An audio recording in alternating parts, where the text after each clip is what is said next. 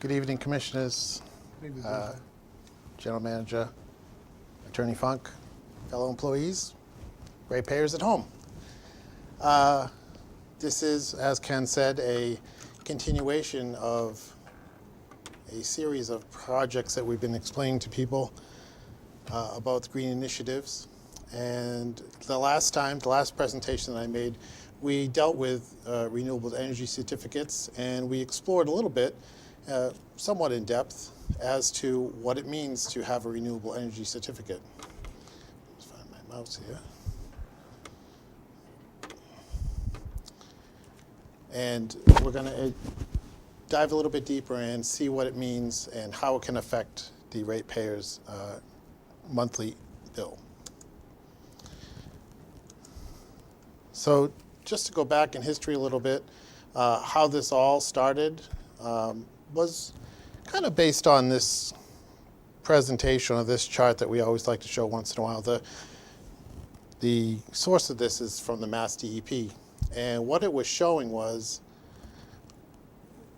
the actual greenhouse gas participation or levels from each sector of around, I can't think of the word, each sector that it has. So transportation has to do with buses and cars.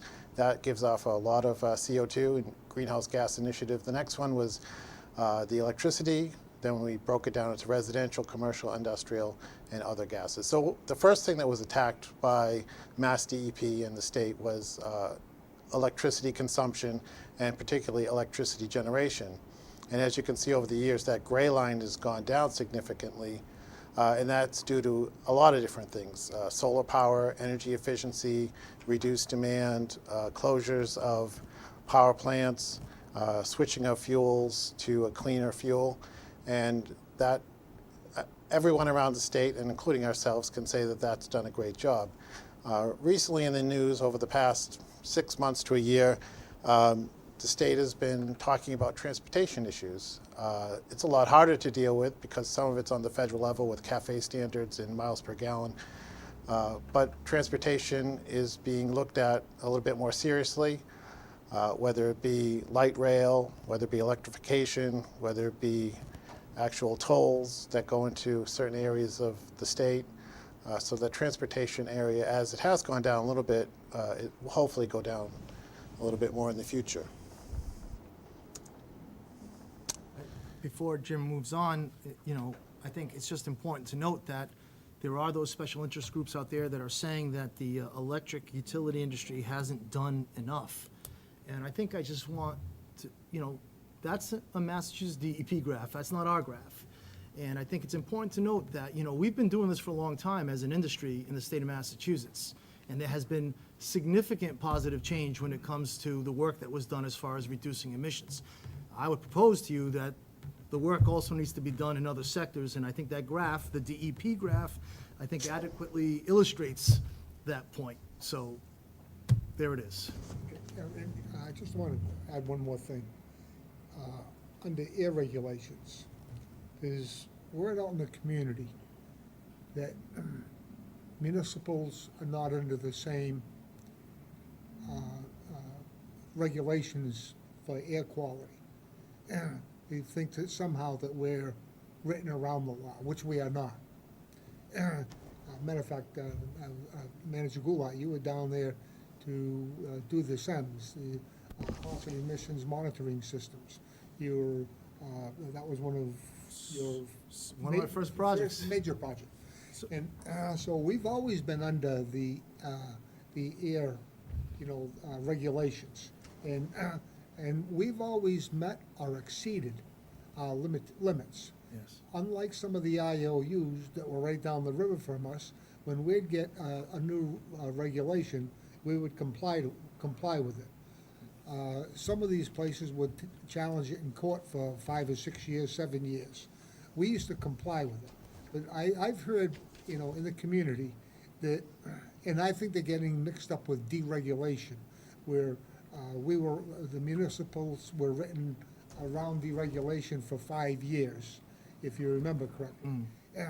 But we've always been under the same limitations, the same limits for air quality as any other IOUs in the state.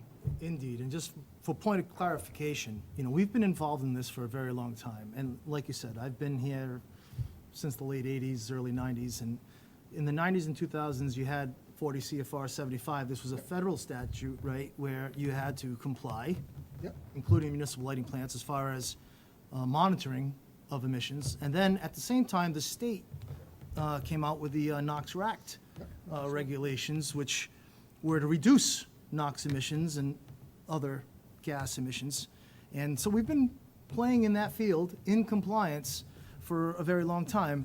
Now, there are other regulations that have come out, the GWSA and the Mass CES and stuff along those lines, and we're going to talk about those a little bit later.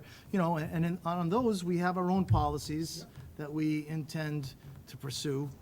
But, yeah, we've been doing this for a very long time. I just want to say about as far as the air quality, Yeah. as far as any of the regulations, we've always been under the same mandate as any of the other IOUs, and we've always met or exceeded, and I exceeded in a good way. I don't mean to say go above the limit.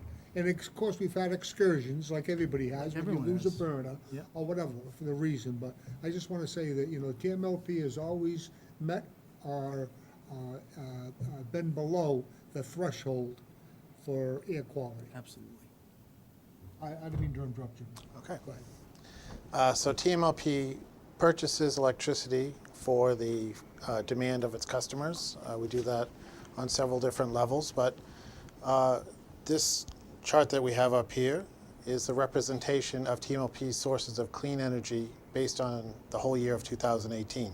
So of all the energy that TMLP buys, 24% of that is coming from clean energy sources. TMLP currently sources clean energy from a variety of sources. Many of these are within TMLP's service territory or within Massachusetts. TMLP contracts for the actual electricity produced by the renewable resource and sometimes RECs along with that, such as solar, wind, hydro, and nuclear. So of the 24% that is shown on this graph in the middle, 13% of that is solar. I guess the landfill gas has gotten cut off, I'm sorry there. 6% nuclear and 58% hydro.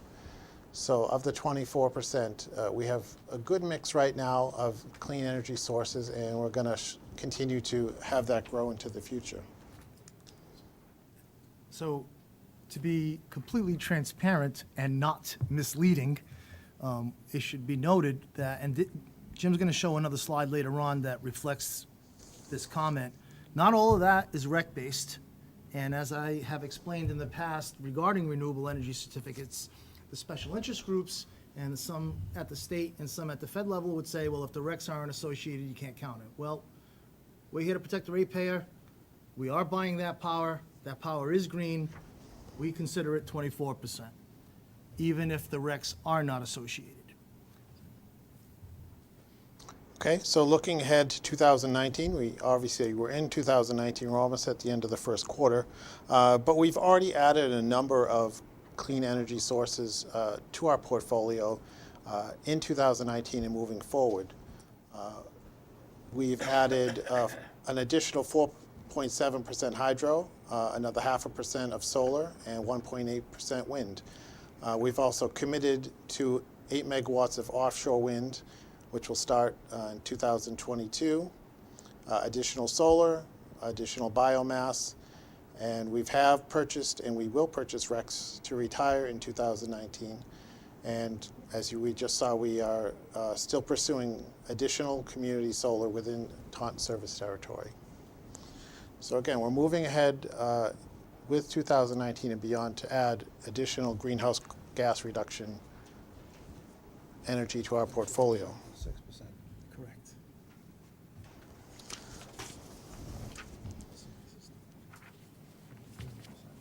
So clean power and renewable energy. Clean power does not always equal renewable energy.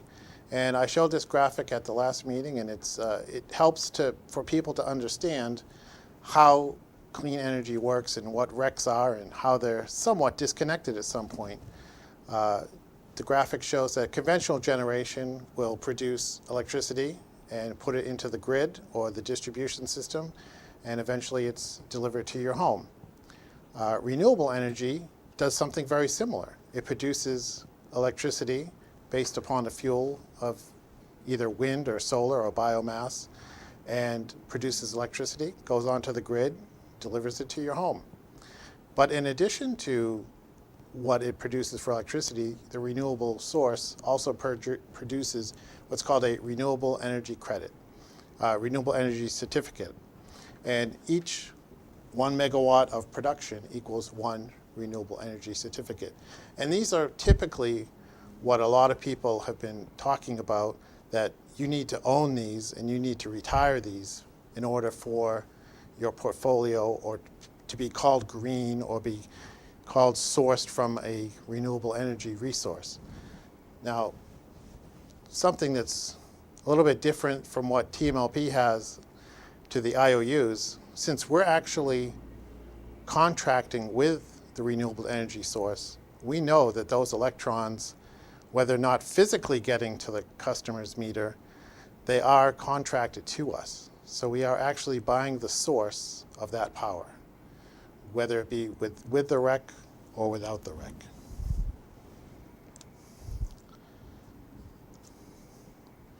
So a little bit about how RECs are accounted for and managed.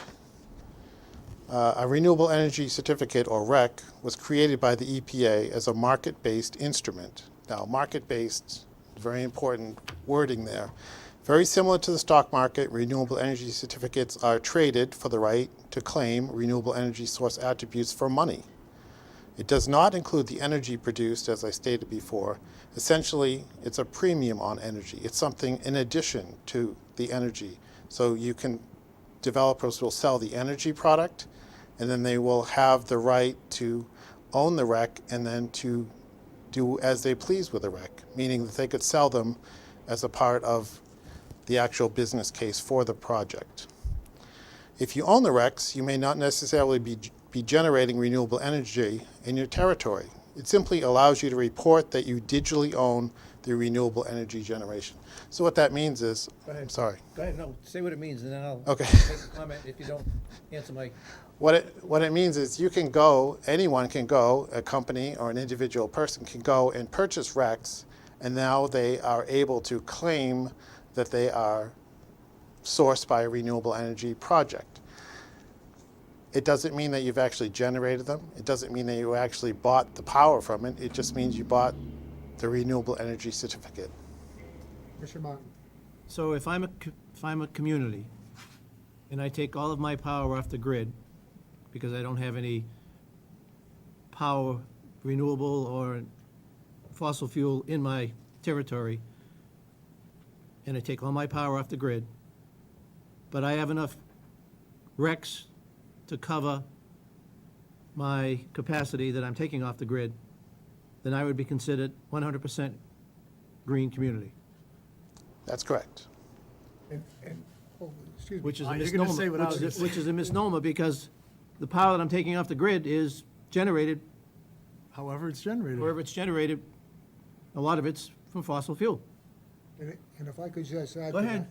If I could just add to that, if you read, so we could be buying the dirtiest power in the country. Or we could be buying RECs from Arizona. Not even in our ISO, not even in New England.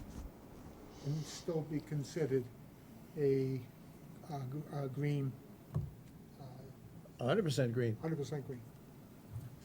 And you could even take that further to say the Mass Class 1 RECs that we're going to be buying, because those are 100%, accountable from the legislature's perspective. Again, you could buy 100% coal, Cool. have the RECs to back it up, and be able to walk around and say, you've got this covered. Meanwhile, we're producing over 20 megawatts of solar in our territory, and because in most cases we don't have those RECs, we can't be considered green.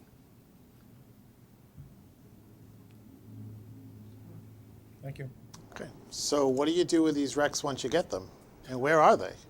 So basically, the renewable energy credits are a computer file or a little accounting tally that are in the what's called the Generation Information System, or GIS, which is basically a computer program.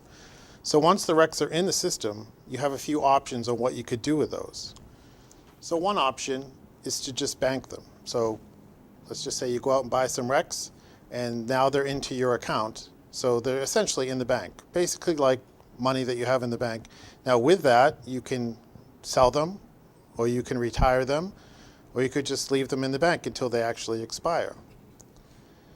The other option, like I said, is to sell. So when you sell a REC, you transfer the ownership of that renewable energy certificate to someone else.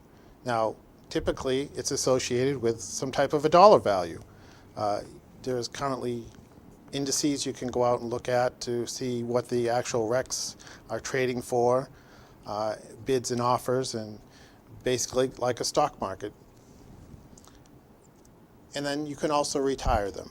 So once you retire them, this is the point where people have said that now that you've retired them, you've had them in your bank, you've had them in your GIS account, and you retire them, that means they cannot be traded anywhere else, and you've essentially put those aside. That counts as being green. So if you retire one REC, or renewable energy certificate, that is equivalent of the 1 megawatt hour that you've sold to your customer or consumed for yourself. So, I don't mean to keep interrupting. Yep. So I'm going back to that community that doesn't have any, any generation within their district or territory. So they've purchased enough RECs to be 100% green. They can retire those, but they can continue to buy RECs, and when the market is favorable, they can sell them. That is definitely one strategy. That is actually listed on one of the government websites on how to do that, or ways that it could be possible that you could do that. Arbitrage of RECs. It's called arbitraging. That's one terminology they use for it. So yes, purchasing them and then passing them on or selling them to someone The else. highest bidder. Possible. So can individuals do this?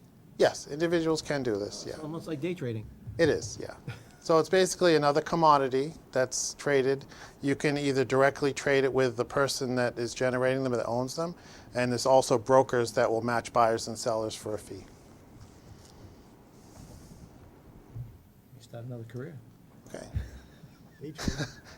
So one of the fallouts of this, or one of the highlights of this, is called REC double counting. So this is a terminology that has come about when two different people, two separate end users, are taking account for these as these environmental attributes, meaning that the person that produced it gets credit, and then the person that retires it gets credit. So double counting is something that has been going on, and as a REC is meant to account for the usage and is generally used as a financial instrument and bought and sold as a commodity-based product. So you can see how the terminology of double counting can have effect on this market. TMLP has not kept the RECs typically in order to provide the most cost-effective solution to the customer. This applies to both PPAs and net metering. So what this statement means is, when we went out and purchased these solar projects, because RECs were available at that time, TMLP didn't need to have those RECs under any mandate or law. So we didn't purchase those RECs, and we left them to the project developer to do with as they saw fit. But we did buy all of the output and all of the energy from it. Many of our projects and many of our sources of energy that we currently have now started back in the 1990s and early 2000s when we signed contracts, and RECs were not even dreamed of at that point. So we have purchased the power from that, and it is clean power, but at that time, there was no recs. Some of them have qualified under different rec scenarios, and some of them have not. But they are still, to us, clean, carbon-free power. Thank you, Jim. On this one, I asked Jim to put the slide in because I think it was important for us to try to articulate to the ratepayer, what's going on. The idea of double counting is one of the things that we get accused of. When we say 24%, right, the special interest groups and at the state level, they'll say you're double counting because somebody else owns those recs. And if you're trying to claim that at 24% instead of, let's say, 9%, which is what we may have, we'll find out, Jim's gonna put the slide up shortly, they're saying you can't both claim that rec. And my point back is, from the ratepayer's perspective, We're 24%. we are buying, most of that power is actually being generated, I shouldn't say that, but a significant portion of that is being generated in our own territory. And our first priority is to protect the ratepayer. And so, look at it however you want, but that power is sitting there, and that's coming on board to us. And so, there's no hiding that we don't have those recs, and we're not trying to hide the fact that we don't have those recs. And so, but the public should be aware of what the situation is. The third bullet's the most important for us. We haven't kept the recs. At some point, they weren't even available. Now that they are available, instead, we've turned that into a cost savings for the ratepayer. So we're trying to be transparent. We're trying not to be misleading, and that's why I wanted to articulate that, in this slide. Jim, again, I apologize for interrupting you. So we've talked about how recs originated, where they came from, how they're accounted for, how they're traded, whether they're part of a contract or not to TMLP. But let's just get down to the customer level. And this is something that I've thought about and other people have thought about also. So what is the TMLP customer possible impact to this rec market? So if a business or home has solar panels and sells away or has contracted away the recs, it actually loses the right to say it's using renewable energy. So that's not just Jim Irving saying this or TMLP. This is actually from the Federal Trade Commission. It says, if you want to say or claim that you're using renewable energy at your home or business, you must register the recs and retire them in your own name and account. So what typically happens is when you have solar panels installed on your home or business, you'll be given a whole bunch of paperwork. And it's probably just as confusing as actually purchasing a home. And within all of that fine print, renewable energy certificates are mentioned, and who owns them, and what's going to happen to them. Most of the time, those renewable energy certificates by yourself are signed over to the installer or the owner of the panels. And then, so actually, that's it. You now have just given up your right to say that you're powering your home or producing renewable energy, because now that company is doing it, because they own them, they have the rights to them, and they can trade them or retire them or bank them. And as always, this comes down to cost, right? So here I am, a homeowner, and I'm trying to do the right thing, I'm trying to do the good thing, and I want to install solar panels on my house. You may or may not even know or understand the idea of RECs. And now you're dealing with a solar contractor, and they're saying, hey, this is what it's going to cost to implement, solar panels on your house. You're just signing, once you achieve a price, you sign the dotted line, and then you install these panels on the house. Well, if you were to go to that solar contractor and say, well, I want to keep the RECs because I want to retire them, I want to take ownership of this, what they're going to do is they're going to increase the cost of the installation, thereby making it, less appetizing for the customer to actually do it. In most cases, to Jim's point, they don't even know that it's happening. It just happens. And it's important for the ratepayer to understand that it's possible you can't even take credit of that green energy that's coming off the top of your, off the top of your roof because these RECs don't exist in your portfolio. And I think that's something that, from an education perspective, we have to get across. People need to understand the whole idea of what these RECs mean. So that goes back to my scenario about selling RECs. So now I'm not a community anymore, now I'm a company. And I can sell those RECs to a community. right? So that they can say that they're a certain percentage green, even though they are taking all of their power off the, And vice versa. If you're a business and you want to be 100% green and put that label on whatever product that you produce, you could just go to the rec market, have someone buy them for you, and retire them for you in your name. I use it like, remember when they were going to name a star after you? And they were going to register it within the Library of Congress? It's kind of the same thing. so you almost need an attorney at a closing for installing solar, like you would have an attorney when you are purchasing a home, It wouldn't be a bad idea. to let you know what you're giving away or, what's available. And that doesn't even get into the points about when and if you ever sell your home, who owns the panels at that point in time. It's like a lease of a car sometimes, and you have to pay off the life value of it. There's a lot of ins and outs of it. So I'm not discouraging people from going solar if that's what you want to do. I'm just saying, be careful. Always read the fine print. If you can't figure it out, give us a call or call an attorney or look it up on the internet to ensure that you're getting and doing what you want to do with your money in your home. Thank you. Okay. It's an education. All right, so we'll go back. This is a slide that I've presented in the past. This has to do with the clean energy standard that has been adopted in Massachusetts from the Department of Environmental Protection, or as the acronym for them is DEP. So the DEP has this mandate for the clean energy standard requirement that is now has been enacted, and all investor-owned utilities have to comply with this. And what it means is it sets a minimum percentage of electricity sales that utilities and competitive suppliers must procure from clean energy sources, beginning at 16% in 2018 and increasing 2% annually to 80% in 2050. So what it's saying is if you sell, whatever sales that you sell to your customers, a certain percentage of those sales must be from clean energy sources. Now, there's a long list of what is a clean energy source.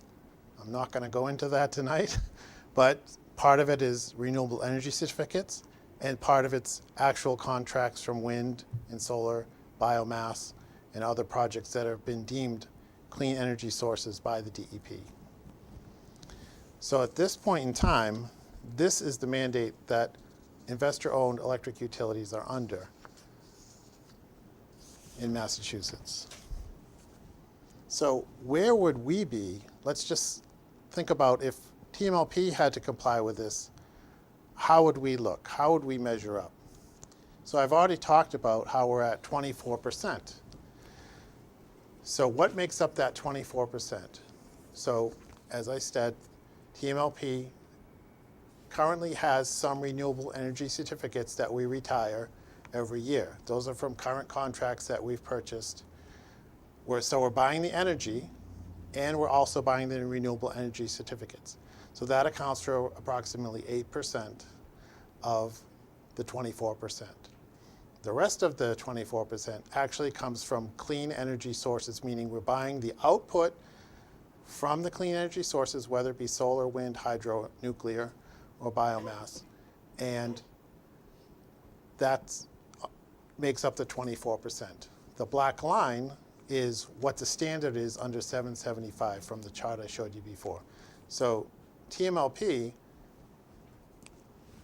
as they say, is where it is. That's where we would measure up based upon our clean energy sources compared to the IOU mandated 775. So needless to say, we are not under that mandate of 775, but we have been working with the state legislature to try to conform with or fit ourselves into some type of mandate. Now, municipal light plants have been around for over 100 years, and we operate differently from IOUs. And we know that, and we've been explaining it to people for many years. we can enter into long-term contracts. We are community-owned. We do have commissioners that are voted in by their constituents and ratepayers. So we kind of have a different attitude. We have a different business model. So just trying to fit us in under some laws doesn't always work. And there's other examples of that that have been gone through at the state level. So what we're trying to do, many of the municipals, all 41 municipals in Massachusetts have agreed to a municipal non-carbon emitting bill.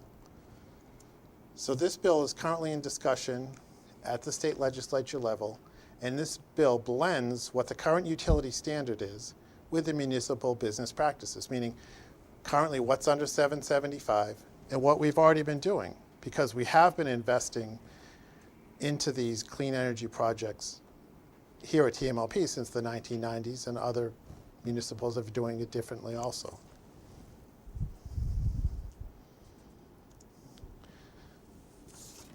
So the House bill that has been agreed upon by all 41 municipals is House Bill number 2863, which is currently working its way to the governor's desk to be enacted into law.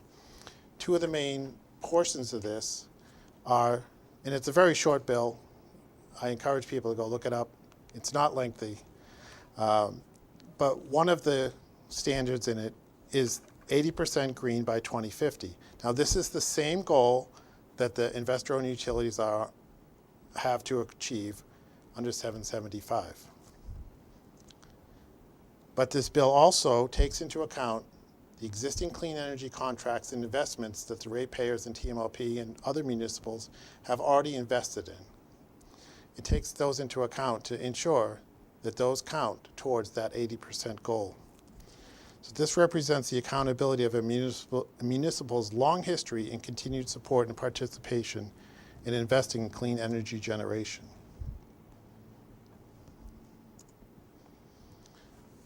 So now that we know what we could be in for, how could this impact the TMLP customer and TMLP as a whole? So I've gotten a few different ways to look at this. The total impact estimated cost to TMLP is $44 million. So all the way through 2050, so starting in the year 2019, to get to 80% goal of 2050, it would cost TMLP $44 million. And if we look at just the residential customer, an average residential customer uses 750 kilowatt hours a month. So that's an average cost of $16.50 in addition to their bill that they currently have. Next, we looked at an industrial customer. Obviously, industrial customers use a lot more. Their average kilowatt hour usage per month is 33,000 kilowatt hours, and their impact is $733 per month to get to that 80% goal by 2050. So how is TMLP going to meet this standard? We have several different options that we can look at to be able to meet this standard. And this is just looking at the options that we have today. I think with anything, we know that there is going to be additional options as we move forward in time. But the options that we have today are to continue to invest in local renewable energy projects, meaning support those projects that are generating and producing clean energy. We can also receive additional RECs as part of new power supply contracts, meaning we could buy the power and or the RECs from those contracts within our service territory or within the New England states. We could reduce demand by implementing more energy efficiency measures, which means we could help businesses and homeowners reduce their consumption, which will reduce the greenhouse gas into the environment. We could purchase RECs from current REC holders of these certificates and retire them. So we could go out to the market, as we've talked about, purchase RECs for some or all of that 80% as it grows over time to meet the standard. So the result is less harmful greenhouse gases entering into the atmosphere, while supporting the municipal light mission statement. And this is, again, this is the ending slide that we have always ended on, that, you know, these are the tenets that we have for our company, for reliability, economics, and environmental. Any, One point of clarification. Yes. The $44 million, that's if we were to comply with the current IOU CES mandate. yeah. Is it safe to say that if we were going to do this in our own common sense way, as we've proposed in House Bill 2863, that there would be a cost savings against that? Yes. Okay, I just wanted to make a differentiation that that $44 million is if we had to comply with the mandate as it states today. But we are trying to push a more common sense approach that fits the municipal light plant, you know, cost model. Commissioner Martin? I just want to play with numbers for a second. That Clean Energy Standard bill talks about starting in 2018, and the 2% obviously brings you to 80% in the year 2050. But is that 2% a minimum that you need to go up each year? Well, my point is, we're ahead of the game, in my opinion.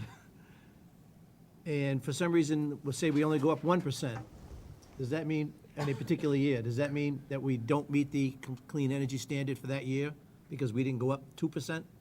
Right. Oh, good. So if you don't meet it's a year-to-year that burden that you have to meet. So you take your sales for, say, 2018, and you say it has to be, 16%. So if you don't meet the 16% and you fall short, you have to pay a penalty. There's a penalty clause that you must pay. Now, obviously, most of the time, the penalty phase costs more than if you actually went out and purchased RECs or clean energy sources. So you have to true up every year. So if you do 1 year 1% less, and the next year 3% more, it doesn't really work like that. It gives you a specific target, and that's the target you have to hit. You don't, if you're already at 20% and you only need to meet 18%, you're not gonna get penalized if you only went up 1%. Okay, that's my Every year, question. they're gonna look at the total megawatt hours that you sold, and they're gonna multiply it by the number that's for that year. So if in 2018 it was 16%, and in 2019 it was 18%, they're gonna just multiply those numbers by 18%, and you better have bought at least that much. Jim, I don't wanna misspeak, but that's basically the way it's gonna work. Right. So it's easy when you're just buying the output of a plant, because solar and wind, it goes up and down. The production goes up and down. But the true up is always probably going to be buying RECs. So if you overproduce, that's probably okay. But if you underproduce, you should try to buy those RECs to hit the target. So overextending yourself by purchasing a source of energy is one strategy, because sometimes it's cheaper to buy the source of energy today, even though you're overproducing into the next 5 years. So the bottom line is, make sure you have a minimum of 2% increase from 1 year to the next, Right. So, Well, and that's our job, is to make sure the portfolio is arranged. even though we're ahead of the game. Right. right. And this is very similar to a lot of other products that that myself and Devin and the Energy Supply and Planning Department, we keep track of all oil inventory, natural gas, RECs, greenhouse gas emissions, carbon allowances. They're all very similar type math problems. Any other questions for Jim? Thank you, Jim. I got one.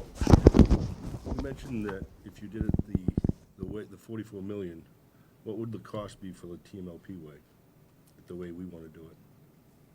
So If you have that figure, if not. the percentages, and I think in the next item, we'll explain this a little bit more, but the percentages are slightly different in how we have to achieve the goal in the legislation we have. For instance, the contracts that we already have don't apply in the current standard, so we have to pay more money. In the MLP bill, the contracts we have will count, so there's less we have to buy. I don't have those exact numbers, but let's So say it if would that be- 24%. It would be less than the 44 million. I mean, I'll do a rough number, even though it's gonna be completely inaccurate. Jim showed us that bar chart that showed you had roughly 8% that was rec-based and 24% total, so the difference is 16%, right? This is not exactly accurate, but in the state mandated one, we would be accountable for that 16%. And so that's that additional 16% we'd have to buy. In the MLP bill, we're gonna get to count that, and we're not gonna have to pay for that 16%. That's not exactly accurate, but to just give you, Commissioner Core, an idea, that's the kind of delta that we're talking about. So, I mean, you're basically saving 16%, theoretically. Not exactly accurate, but just to give you an idea. Thank you, Jim. Thank you, Thank you very much, Jim.